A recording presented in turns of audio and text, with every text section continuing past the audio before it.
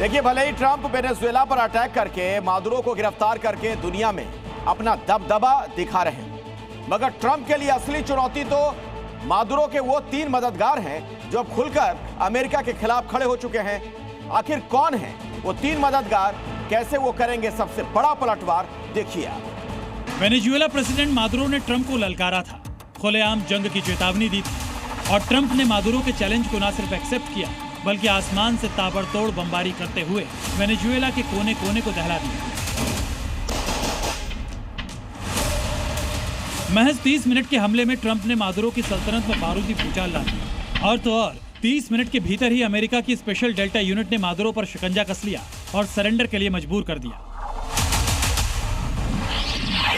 आपको बता दें कि प्रेसिडेंट ट्रंप वेनेजुएला जैसे अदने से मुल्क को दहलाकर वहां के राष्ट्रपति को गिरफ्तार कर भले ही सीना चौड़ा करके घूम रहे हों, मगर ट्रंप को असली चैलेंज तो अब मिला है, वो भी दुनिया के 3 ऐसे देशों से जो अमेरिका के सबसे बड़े प्रतिद्वंदी हैं, और वो हैं रूस, चीन और नॉर्थ कोरिया। दरअसल यही वो 3 मुल्क हैं जो खुलकर वेनेजुएला पर किए गए अमेरिकी हमले के खिलाफ खड़े हैं। इन्हीं 3 मुल्कों ने मादुरो की गिरफ्तारी को न सिर्फ गलत ठहराया है बल्कि वेनेजुएला की संप्रभुता पर सीधा हमला बताया है। दरअसल अमेरिकी एक्शन के बाद रूस, चीन और नॉर्थ कोरिया से बयान सामने आए हैं कि यूएस प्रेसिडेंट ट्रंप ने खुलेआम अंतर्राष्ट्रीय कानूनों का उल्लंघन किया। चीन ने बयान दिया कि अमेरिका जल्द से जल्द निकोलस मादुरो और उनकी पत्नी को रिहा करे। नॉर्थ कोरिया का बयान आया कि यह घटना दिखाती है कि अमेरिका किस तरह गुंडागर्दी से काम करता है। रूस, चीन और नॉर्थ कोरिया से इस तरह के बयानों के सामने आना सीधे सीधे ट्रंप के लिए चुनौती है, क्योंकि यही वो 3 मुल्क हैं जो बीते काफी वक्त से वेनेजुएला के साथ न सिर्फ खड़े थे बल्कि उसके रक्षक भी बने हुए थे। इतना ही नहीं, रूस ने वेनेजुएला की रक्षा के लिए अपने डिफेंस सिस्टम तक को तैनात कर दिया है। मीडिया रिपोर्ट्स की माने तो रूस ने वेनेजुएला को पंतशीर S-1 मिसाइल डिफेंस सिस्टम दिया था। इसके अलावा वेनेजुएला में BU-K M2E डिफेंस सिस्टम तैनात किए गए थे। रूसी डिफेंस ने वेनेजुएला को ओरिशनिक ICBM की भी सप्लाई की थी।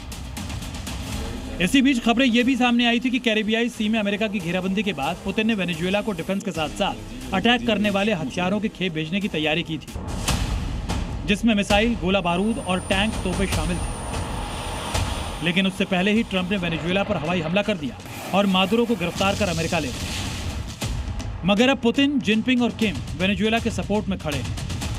ऐसे में अगर मादुरो को अमेरिका ने रिहा नहीं किया तो मुमकिन है इसका असर जल्द ही देखने को मिल सकता है। आशंका यह भी जताई जा रही है कि एक तरफ पुतिन यूक्रेन में तबाही मचा देंगे तो वहीं जिनपिंग ताइवान पर कब्जे को हरी झंडी दे देंगे। और जहां तक बात किम की है तो वहीं साउथ कोरिया और जापान को अपने विनाशकों से दहला सकता है। मतलब ट्रंप के सारे मित्र देश अब रूस, चीन और नॉर्थ कोरिया के टारगेट पर हैं। ब्यूरो रिपोर्ट, जी मीडिया।